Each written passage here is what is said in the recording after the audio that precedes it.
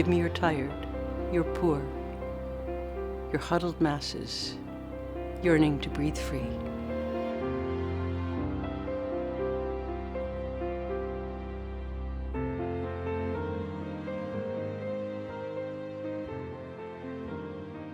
We've been thinking more and more about Emma Lazarus and her legacy, is that a lot of people really don't know who she is.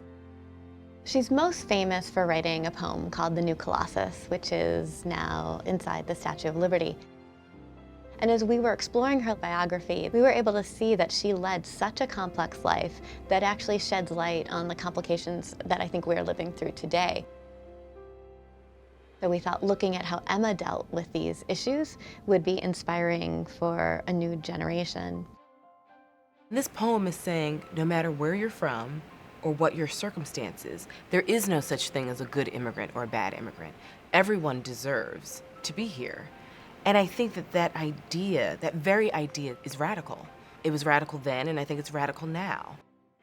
Emma Lazarus was born in New York City in 1849.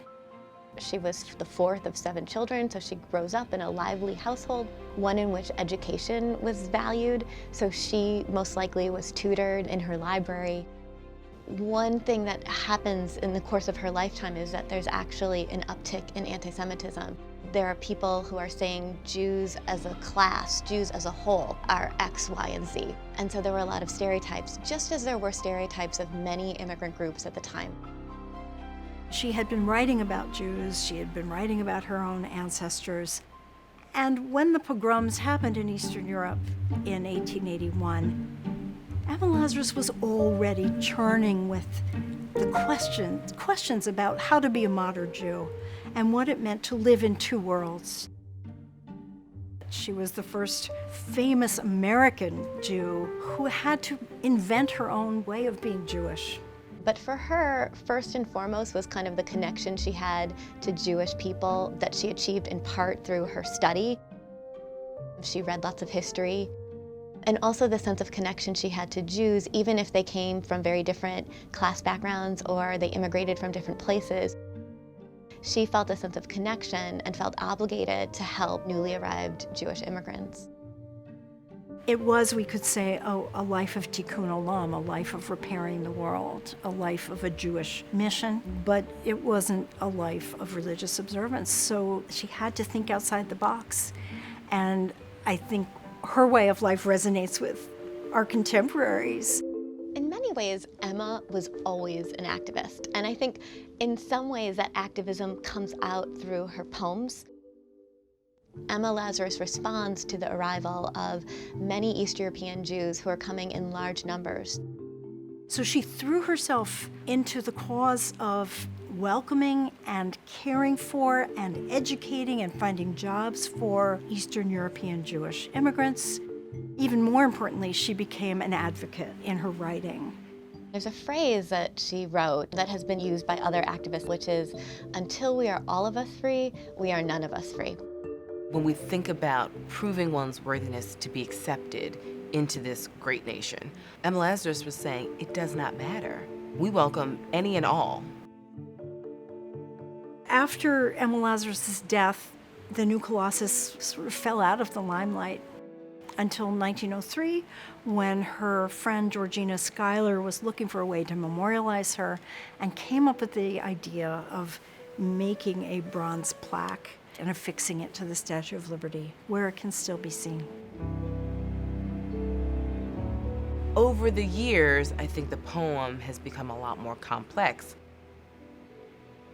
Is it long and inclusive of every single struggle we've ever seen in this nation? No, but I think that there's a kernel of truth for everyone to sort of identify with something in that poem.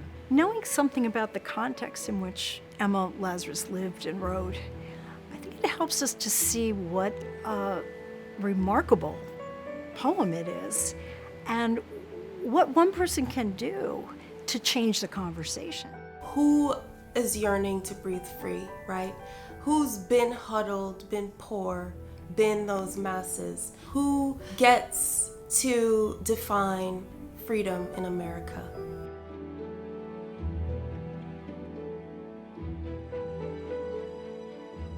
Been tired, been poor, been wretched, barricaded, huddled, mass crossed, stolen centuries. For all her storied strength, Lady Liberty weeps as she stands, as what she symbolizes is crushed to dust in politicians' hands. O America, lay your immense wake over me. I, alone in my room, for us I sing. I, America, whom you are holding out now, your lamp in your hand. All it takes is a sharp barb of a fishhook to pull this nation up from the trenches, breathless and unseen. The last place without borders.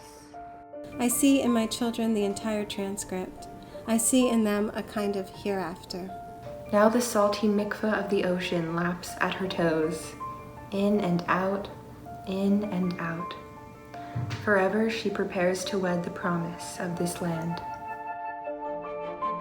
Returning to the poem and writing my own response to the poem allows me to ask those questions in a time where I think those are important questions for us to ask. Whenever we come into a room, we are bringing with us not only ourselves, but our homes, our families. And when we sit down to write something like a new Colossus, I feel like we should let those stories take center stage.